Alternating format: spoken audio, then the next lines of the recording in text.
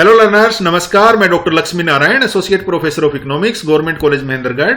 आज आपके सामने प्रस्तुत हूं एक नए वीडियो लेक्चर के साथ। और आज के इस वीडियो लेक्चर में हम डिस्कस करने वाले हैं माइक्रो इकोनॉमिक्स के एक important topic modern theory of wages या मजदूरी निर्धारण के आधुनिक सिद्धांत के बारे में। इससे पहले के वीडियो लेक्चर में हमने डिस्कस किया था marginal productivity theory of wages या मजदूरी निर्धारण के सीमांत उत्पादकता सिद्धांत के बारे में। जब हम मजदूरी निर्धारण के सीमांत उत्पादकता सिद्धांत को डिस्कस कर रहे थे तब हम इस निष्कर्ष पर पहुंचे थे कि जो मार्जिनल प्रोडक्टिविटी थ्योरी है वो बहुत सारे अनरियलिस्टिक अजम्पशंस पे डिपेंड करती है। और जो मेन अजम्पशन हमने आइडेंटिफाई किया था जो काफी रेस्ट्रिक्टिव है, जो काफी अनरियलिस्टिक है, वो है assumptions of perfect competition in product market and perfect competition in factor market.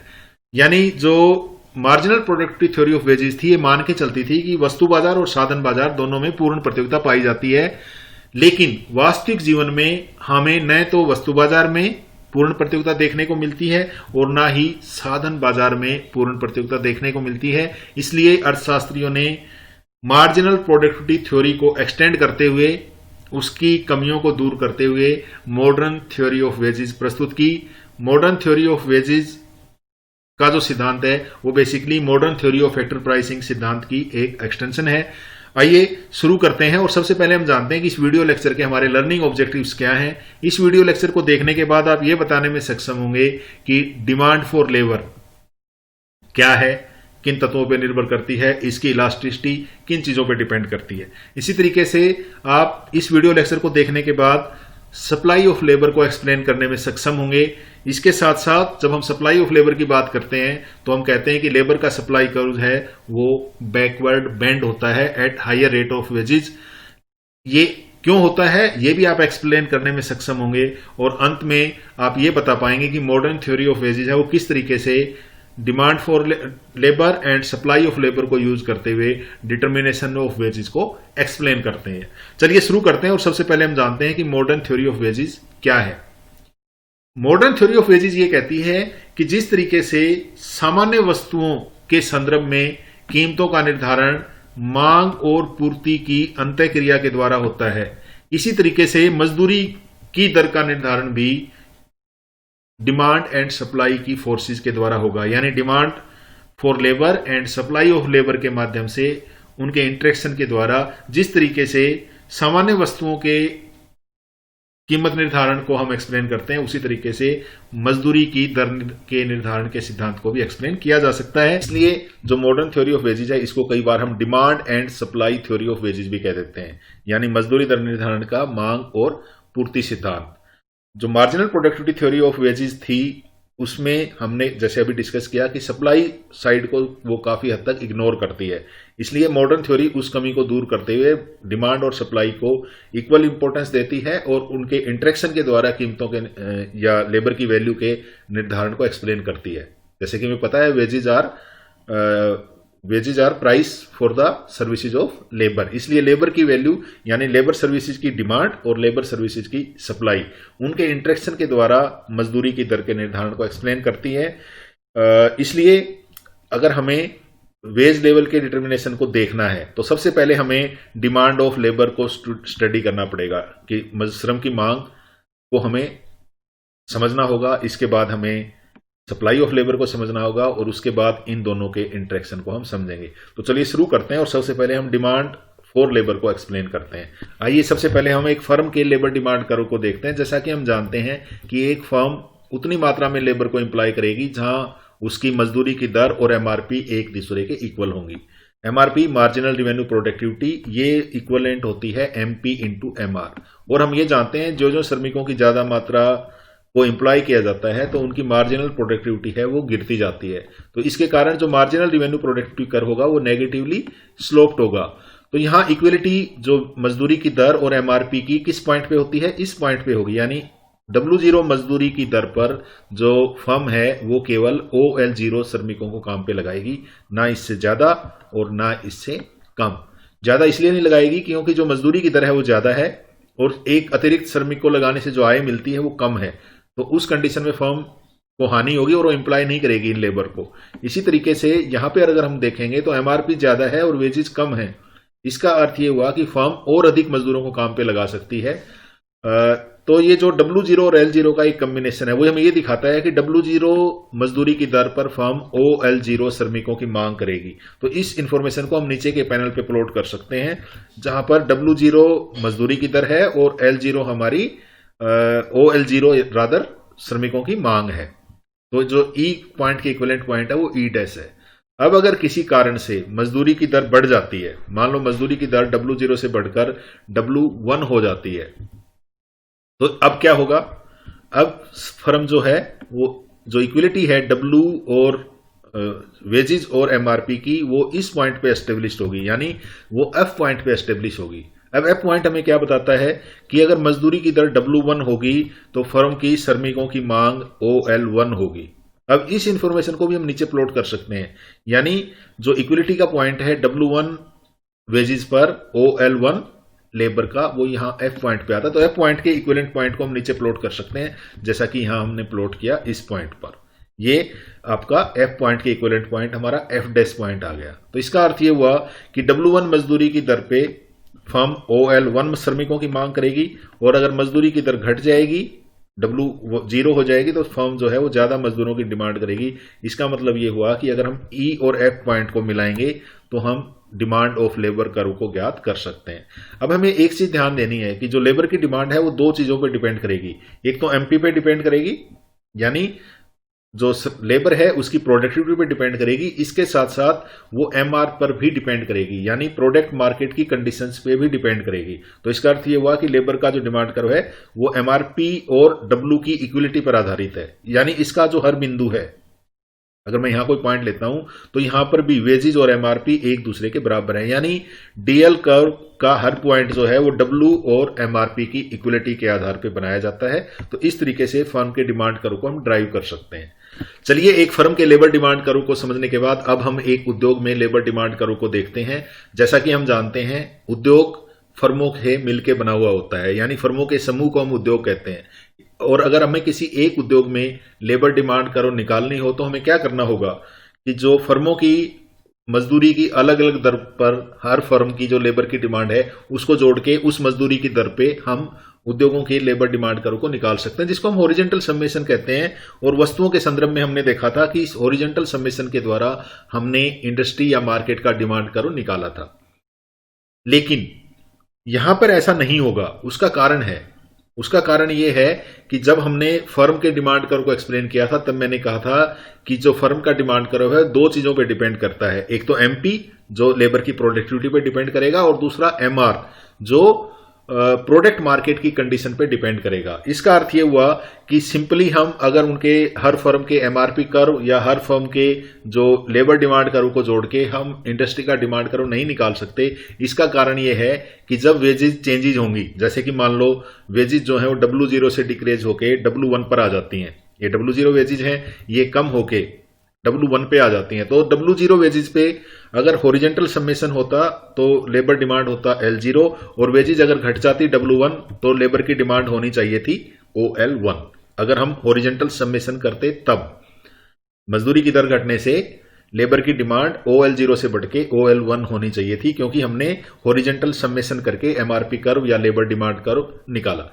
लेकिन वास्तव में प्रोडक्ट मार्केट की कंडीशन चेंज होंगी और उनके कारण जो हमारा MRP कर्व है उसकी शेप चेंज हो जाएगी। कैसे होगी? क्योंकि अगर मजदूरी की दर कम होती है तो केवल हर फर्म जो है वो ज्यादा मात्रा में लेबर को डिमांड करेगी।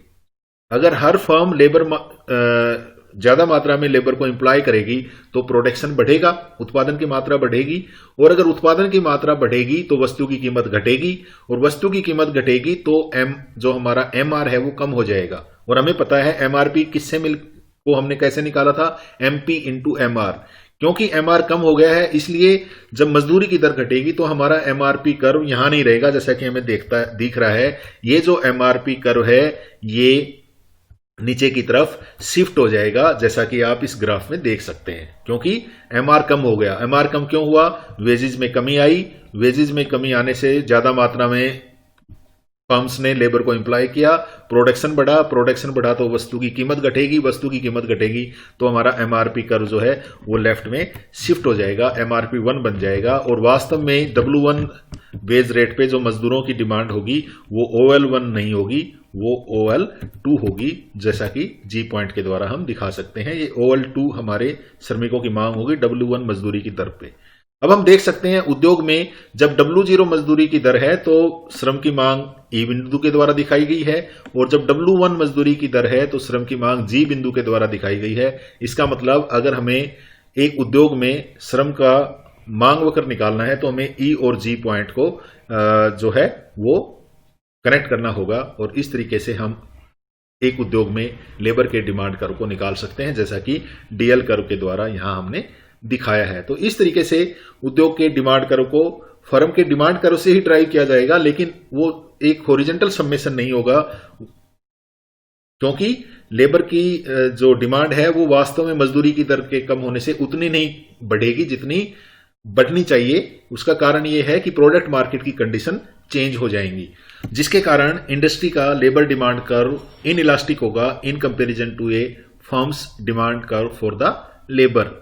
अब इलास्टिसिटी ऑफ डिमांड कर्व किस चीज को दर्शाती है? वो इस चीज को दर्शाती है कि अगर वेजेज में चेंज होता है तो उसके फलस्वरूप डिमांड ऑफ लेबर में क्या चेंजेस होंगे। जैसा कि आप इस जो D1 हमारा लेबर डिमांड कर्व है उससे देख सकते हैं, अगर मजदूरी की दर W1 है तो OL0 मजदूरों की मांग की जाती है, अगर W2 हो जाती है मजदूरी की दर कम होके तो लेबर की डिमांड जो है वो OL0 से बढ़ के OL1 हो जाती है। अब अगर मैं इसके कंपैरिजन में एक इनइलास्टिक कर्व ड्रा करता हूं, जैसा कि रेड लाइन से मैंने D2 ड्रा किया, अगर आप यहां देखेंगे तो जब मजदूरी की दर में कमी तो उतनी ही है, लेकिन लेबर की डिमांड इस कंडीशन में अगर इनइलास्टिक कर्व है तो वो OL1 के बराबर नहीं है, वो OL2 है जो कि OL1 से कम है। इसका अर्थ ये हुआ कि अगर लेबर का डिमांड कर्व इनइलास्टिक होगा तो मजदूरी की दर में होने वाले परिवर्तन के कारण जो श्रमिकों की मांग है उसमें वृद्धि कम होगी, और अगर वो इलास्टिक है तो इसका अर्थ ये होगा कि मजदूरी की दर जब कम होगी तो श्रमिकों की मांग उसकी बजाय ज्यादा बढ़ेगी। तो ये elasticity of demand for labour का इंपैक्ट होगा किसी फर्म के और किसी इंडस्ट्री के लेबर डिमांड कर्व पर। आइए अब हम देखते हैं वो कौन से फैक्टर हैं जो लेबर की डिमांड को इन्फ्लुएंस करते हैं या उसकी इलास्टिसिटी को प्रभावित करते हैं। चलिए उनको ब्रीफ में हम डिस्कस करते हैं। पहला है कि लेबर की डिमांड जो है वो ड्राइव डिमांड है। इसका अर्थ ये हुआ कि लेबर की डिमांड उन चीजों पर निर्भर करती है जिनके उत्पादन में वो लेबर लगा हुआ है, यानी श्रमिक जिन वस्तुओं के निर्माण में लगे हुए हैं उनकी मांग क्या है उस पर डिपेंड करेगी कि लेबर की डिमांड क्या है।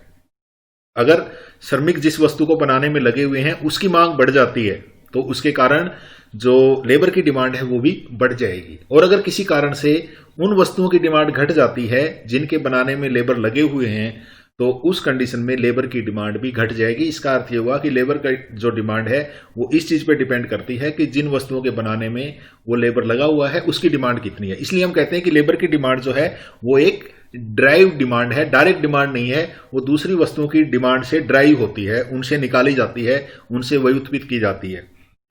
दूसरा, इसकी जो इलास्टिसिटी है, कर्व की जो शेप है, वो भी डिपेंड करती है उस प्रोडक्ट की डिमांड पर। जिस वस्तु के बनाने में जो लेबर लगा हुआ है अगर उसकी डिमांड लॉसदार है तो लेबर की डिमांड भी लॉसदार होगी, उसकी डिमांड भी इलास्टिक होगी।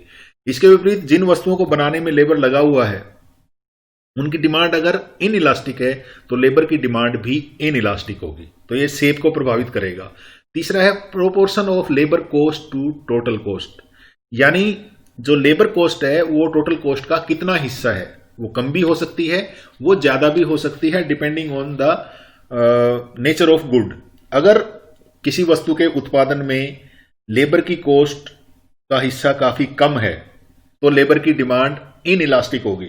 इसके विपरीत यदि जिस वस्तु को बनाने में लेबर लगा हुआ है उसमें लेबर की जो कॉस्ट है उसका हिस्सा ज्यादा है तो उस कंडीशन में उसकी मांग जो है वो लॉसदार होगी। यानी अगर वेजेस जो हैं वो टोटल कॉस्ट का एक छोटा सा हिस्सा है तो उस कंडीशन में इनइलास्टिक डिमांड होगी, अदरवाइज वो डिमांड इलास्टिक होगी अगर वेजेस एक सिग्निफिकेंट पोर्शन है उसकी टोटल कॉस्ट का।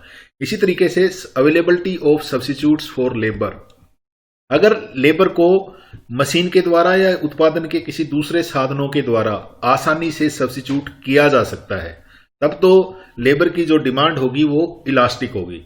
अगर लेबर को दूसरे किसी साधन के द्वारा सब्स्टिट्यूट नहीं किया जा सकता, मान लो मशीन लेबर का काम अगर मशीनों से ना हो पाए तो लेबर की डिमांड इनइलास्टिक होगी, और अगर मशीन लेबर का काम कर दें तो उस कंडीशन में उसकी डिमांड जो है वो इलास्टिक होगी। अगला जो कारण है वो है प्राइस ऑफ कोऑपरेटिंग फैक्टर्स, यानी जैसे कि हमें पता है उत्पादन साधनों के संयोग का परिणाम है, तो जो दूसरे साधन है अगर उनकी कीमतें बढ़ जाएं तो लेबर सब्स्टिट्यूट होगा उन साधनों की जगह, यानी लेबर की जो डिमांड है वो बढ़ जाएगी और वो इलास्टिक भी होगी। यानी प्राइसेस ऑफ कोऑपरेटिंग फैक्टर्स हैं वो लेबर की डिमांड को इफेक्ट करते हैं। अगर दूसरे जो साधन है उत्पादन के वो सस्ते हो जाते हैं तो लेबर की डिमांड घट जाएगी, और अगर महंगे होते हैं तो लेबर की डिमांड जो है वो बढ़ जाएगी। इसके साथ साथ अगर टेक्निकल प्रोग्रेस होती है, टेक्निकल प्रोग्रेस के कारण जो डिमांड फॉर लेबर है वो नॉर्मली कम हो जाती है, क्योंकि अगर हम मशीनों से उत्पादन करें, ऑटोमेशन के द्वारा उत्पादन करेंगे तो वो लेबर की डिमांड को कम करेंगे। और अगर टेक्निकल प्रोग्रेस ऐसी है जो लेबर ऑगमेंटिंग है, यानी लेबर को ज्यादा यूज करती है, तो उस कंडीशन में डिमांड फॉर लेबर जो है वो बढ़ जाएगी। इसके साथ साथ अगर हम लॉज की बात करें, इन सारे तत्वों के अलावा एमआरपी, क्योंकि लेबर डिमांड कर हमने एमआरपी से ड्राइव किया था, तो जो एमआरपी की शेप है वो किस रेट से कम होती है या उसकी इलास्टिसिटी क्या है, वो भी डिमांड फॉर लेबर की इलास्टिसिटी को प्रभावित करती है। तो ये थे डिमांड ऑफ लेबर, किस तरीके से हम डिमांड फॉर लेबर हम किस तरीके से ड्राइव करेंगे, और वो कौन से तत्व हैं जो लेबर की डिमांड और उसकी इलास्टिसिटी को प्रभावित करते हैं। लेबर की डिमांड को समझने के बाद हम लेबर की सप्लाई को डिस्कस करते हैं। लेबर की सप्लाई से हमारा अभिप्राय यह है कि एक निश्चित मजदूरी की दर पर एक श्रमिक कितने घंटे लेबर मार्केट में अपनी सर्विसेज देने के लिए तैयार है, उसको हम सप्लाई ऑफ लेबर कह सकते हैं। सप्लाई ऑफ लेबर दो चीजों पर डिपेंड करती है। एक तो डिपेंड करती है द नंबर ऑफ वर्कर्स, यानी श्रमिकों की संख्या जो एक निश्चित समय में मजदूरी की विभिन्न दरों के ऊपर कितने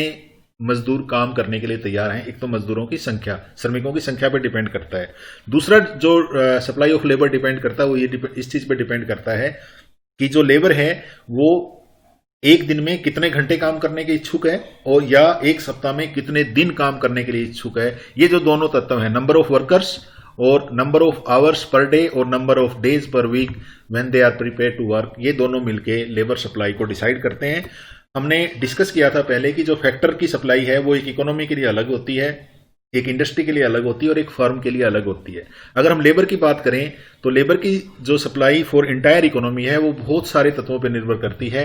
वो तत्व आर्थिक भी हो सकते हैं, वो सामाजिक हो सकते हैं, वो राजनीतिक हो सकते हैं, और वो संस्थागत हो सकते हैं। जो हमारे आर्थिक तत्व हैं उनमें हम ले सकते हैं जैसे वर्तमान रोजगार है, मौद्रिक आय में हम कितनी वृद्धि करना चाहते हैं, उसकी इच्छा क्या है, हमारी जो बार्गेनिंग पावर है वो कितनी है। इसके साथ साथ और बहुत सारे तत्व हैं जैसे कि सामाजिक तत्व हैं, attitude of women towards work, ये भी एक फैक्टर है जो लेबर की सप्लाई को इफेक्ट करेगा। वर्किंग एज पॉपुलेशन कितनी है, अगर वर्किंग एज पॉपुलेशन ज्यादा है तो लेबर की सप्लाई बढ़ जाएगी। स्कूल और कॉलेज गोइंग एज के जो लेबर का या जो पॉपुलेशन का प्रोपोर्शन स्कूल और एज ग्रुप में कितना है, और जो स्टूडेंट्स हैं वो पार्ट टाइम वर्क करने की उनकी पॉसिबिलिटीज क्या हैं। इसके बाद जनसंख्या की साइज और उसका कंपोजिशन, यानी उसका जनसंख्या का एक तो आकार और जनसंख्या का वितरण। इसका मतलब कि एक तो जनसंख्या है कितनी, दूसरी जनसंख्या किन चीजों से मिलके बनी है, मेल फीमेल क्या है, अलग अलग एज का कंपोजिशन क्या है, वो भी इफेक्ट करता है। इसके बाद सेक्स डिस्ट्रीब्यूशन उसको इंपैक्ट करता है। एटीट्यूड टुवर्ड्स मैरिज, ये श्रम की पूर्ति को प्रभावित करते हैं। साइज ऑफ फैमिली है, बर्थ कंट्रोल के मेजर हैं। इसके साथ साथ बहुत सारे जो हमारे साइकोलॉजिकल फैक्टर हैं वर्कर के, वो भी एक इंटायर इकोनॉमी में लेबर की सप्लाई को इंपैक्ट करते हैं। अगर अब हम एक इंडस्ट्री के दृष्टिकोण से लेबर की सप्लाई देखें तो जैसा कि हमने बात की थी कि एक इंडस्ट्री के लिए लेबर की सप्लाई इन्फिनिटली इलास्टिक नहीं है, यानी एक इंडस्ट्री को जितनी मात्रा में चाहिए उतने लेबर नहीं मिल सकते। अगर उन्हें ज्यादा मात्रा में लेबर को अपनी तरफ अट्रैक्ट करना है किसी इंडस्ट्री को, तो उसे दूसरी इंडस्ट्रीज से लेबर को निकालना होगा, और दूसरी इंडस्ट्री से लेबर किसी एक पार्टिकुलर इंडस्ट्री में तब आएंगे जब उनको हायर वेज रेट दिए जाएंगे। इसका मतलब ये हुआ कि जो सप्लाई ऑफ लेबर है वो किसी एक इंडस्ट्री के लिए it is subject to the law of supply. इसका अर्थ ये हुआ कि सप्लाई जो है वो वेजेज के साथ डायरेक्टली वेरी करेगी, यानी अगर हमें ज्यादा मात्रा में लेबर डिमांड करना है किसी इंडस्ट्री में तो हमें वेज रेट को बढ़ाना होगा, अदरवाइज हम ज्यादा लेबर को अट्रैक्ट नहीं कर पाएंगे। इसका मतलब ये हुआ कि जो इंडस्ट्री का सप्लाई करो है वो नॉर्मल सप्लाई करो जो हमें देखने को मिलता है, यानी नॉर्मल सप्लाई कर्व कैसा है? It is upward sloping from left to right, यानी ऊपर की ओर उठता हुआ सप्लाई कर्व एक इंडस्ट्री को मिलता है। अगर इंडस्ट्री को लेबर ज्यादा मात्रा में चाहिए तो उसे वेज रेट ज्यादा करनी होगी, अन्यथा वो लेबर की जो सप्लाई है उस इंडस्ट्री के लिए ज्यादा नहीं होगी। आइए अब हम एक उद्योग के दृष्टिकोण से लेबर के सप्लाई कर्व को देखते हैं। एक उद्योग के लिए लेबर की सप्लाई फिक्स नहीं होती है। अगर किसी इंडस्ट्री को ज्यादा मात्रा में लेबर चाहिए तो उसे वो दूसरी इंडस्ट्री से निकालने होंगे और इसके लिए उन्हें ज्यादा मात्रा में वेजेस देनी होंगी। यानी अगर किसी इंडस्ट्री को ज्यादा मात्रा में लेबर डिमांड करने हैं तो उन्हें उनको हायर वेज देनी होगी ताकि वो किसी दूसरी इंडस्ट्री से अट्रैक्ट होके इस इंडस्ट्री में आए। तो इसका कारण यह है कि अगर हम वेज रेट ज्यादा रखेंगे, अगर कोई इंडस्ट्री वेज रेट ज्यादा रखती है तो उसके पास ज्यादा मात्रा में लेबर काम करने के लिए उपलब्ध होगा, यानी लेबर की सप्लाई है वो ज्यादा होगी। और अगर वेज रेट कम रखा जाता है तो लेबर की सप्लाई कम होगी। इसका अर्थ यह हुआ एक उद्योग के लिए लेबर का supply curve law of supply को फॉलो करता है। और लॉ ऑफ सप्लाई क्या है? पूर्ति का नियम क्या है? पूर्ति का नियम यह कहता है अन्य बातें समान होने पर अगर कीमत बढ़ती है तो विक्रेता ज्यादा मात्रा में वस्तु को बेचने के लिए तैयार होगा। तो यहां पे अगर मजदूरी की दर ऊंची होती है तो उसके फलस्वरूप ज्यादा मात्रा में श्रमिक काम करने के लिए उपलब्ध होंगे। इसका अर्थ यह हुआ कि जो सप्लाई है लेबर की वो डायरेक्टली विद वेजेज वेरी करती है। इसका मतलब यह हुआ कि अगर वेजेस लो हैं तो सप्लाई भी लो होगी और अगर वेजेस हाई हैं तो सप्लाई भी हाई होगी। इसका अर्थ यह हुआ कि लेबर का डिमांड कर्व सप्लाई कर्व एक इंडस्ट्री के लिए जो नॉर्मल सप्लाई कर्व की शेप होती है that is upward moving from left to right, यानी positively sloped and moving upward from left to right. अगर ये हमारी वेजेस हैं और ये हमारी लेबर की क्वांटिटी है तो सप्लाई कर्व नॉर्मली इस शेप का होना चाहिए, सामान्य रूप से ये शेप होनी चाहिए। लेकिन जैसा कि हमने डिस्कस किया था सामान्य रूप से ये शेप लेबर के सप्लाई कर्व की नहीं होती है।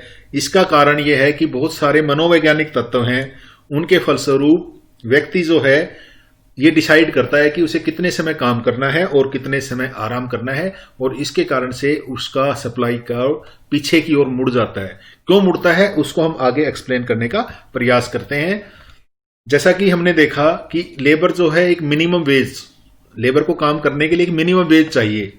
अगर इस मिनिमम वेज से ज्यादा वेज दी जाती है, यानी जो जो वेज बढ़ेगी उस वेज के बढ़ने से सप्लाई ऑफ लेबर भी बढ़ती जाएगी। जिस तरीके से सप्लाई करो हमने बताया इस तरीके का होगा, इस तरीके से बढ़ती जाएगी। लेकिन लेबर के केस में क्या होता है कि एक स्थिति ऐसी आती है जिसमें वेज जो इंक्रीज है वो कोरस्पॉन्डिंग लेबर सप्लाई के इंक्रीज को इंश्योर नहीं करता है। उसका कारण बहुत सारे मनोवैज्ञानिक तत्व हैं, जैसे हमने अभी अभी डिस्कस किया, जिसके कारण एक पॉइंट के बाद जो ये वेजेस के साथ लेबर की सप्लाई के बढ़ने की जो टेंडेंसी है वो समाप्त हो जाती है और एक हायर वेज रेट के ऊपर वेज रेट बढ़ने से लेबर की सप्लाई बढ़ने के स्थान पर घट सकती है। इसका मतलब ये हुआ कि वर्कर जो है एक हायर वेजेस के ऊपर वो मनोवैज्ञानिक कारणों से काम के बदले आराम को ज्यादा पसंद करता है। चलिए इसको थोड़ा सा और आगे एक्सप्लोर करके देखते हैं। Backward bending of supply curve, backward bending of supply curve है वो उसके अंदर जो डिमांड फॉर लेजर है, वर्कर की डिमांड फॉर लेजर है, वो एक की रोल प्ले करती है जिसके द्वारा हम backward bending of supply curve को एक्सप्लेन कर सकते हैं। अगर बाकी चीजों में कोई परिवर्तन ना आए तो अगर इनकम में बढ़ोतरी होती है किसी वर्कर की तो इसका मतलब जो जो उसकी आय बढ़ेगी तो वो आराम की जो उसकी मांग है, लेजर की जो उसकी मांग है वो बढ़ जाएगी, यानी डिमांड फॉर लेजर बढ़ जाएगी अगर उसको इनकम ज्यादा मिलेगी। और इनकम ज्यादा कम मिलेगी जब वेजेस ज्यादा होंगी। ठीक है, तो एक एस्पेक्ट तो ये है। दूसरा एस्पेक्ट ये है कि अगर वो लेजर ज्यादा करता है, आराम ज्यादा करता है, तो इसका मतलब उसको एक प्राइस पे करना होगा। उसको जो वेजेस हायर मिल सकती थी वो छोड़नी होंगी, तो उसकी एक अपॉर्चुनिटी कॉस्ट भी है। यानी जो लेजर है, डिमांड फॉर लेजर है, वो इनकम पे डिपेंड करेगा, लेकिन इसके साथ साथ उसके बदले में उसे वेज को फोरगोन करना पड़ेगा, एक अपॉर्चुनिटी कॉस्ट पे करनी पड़ेगी। अब ये जो दोनों तत्व हैं ये मांग के श्रम के सप्लाई कर्व को बैकवर्ड बेंड करने में हमारी हेल्प करते हैं। मान लो वेज बढ़ जाती है, मजदूरी की दर बढ़ जाती है, तो इसका मतलब क्या हुआ?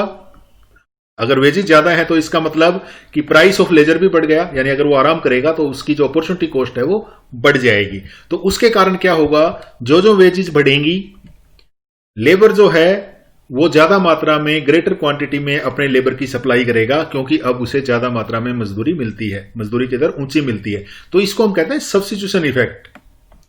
सब्स्टिट्यूशन इफेक्ट का क्या मतलब हुआ? सब्स्टिट्यूशन इफेक्ट का मतलब हुआ कि जो जो लेबर को ज्यादा वेजेज मिलेंगी तो उन वेजेज के कारण वो आराम के स्थान पर काम करना पसंद करेगा। इसके साथ साथ हायर वेजेज का एक इनकम इफेक्ट भी होगा, यानी अगर मजदूर को ऊंची दर पर वेज मिलती है तो उसकी आय बढ़ेगी और उस आय का भी एक प्रभाव होगा। आय का प्रभाव क्या होगा? इंक्रीज्ड वेज का मतलब है कि उसकी हायर इनकम होगी, और हायर इनकम का मतलब है कि वो जो लेजर है उसको ज्यादा मात्रा में डिमांड कर सकता है, यानी वो आराम ज्यादा डिमांड कर सकता है। इसका मतलब क्या हुआ?